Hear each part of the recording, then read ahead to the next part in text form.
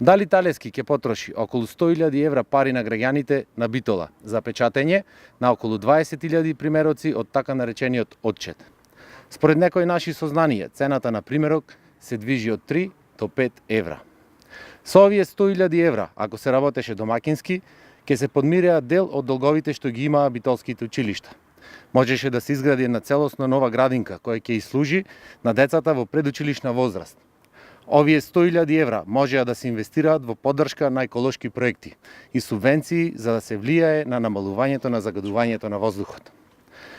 И не само овие 100.000 евра пари на битолчани, фрлени во хартија на која што освен криминалното и расипничко работење на Талески, нема што друго да се напише. Во своите 3 мандати, Талески има отпечатено 27 броја на информатори, 4 броја печатени изданија на отчети и за тоа има потрошено над 2 милиони евра пари на граѓаните.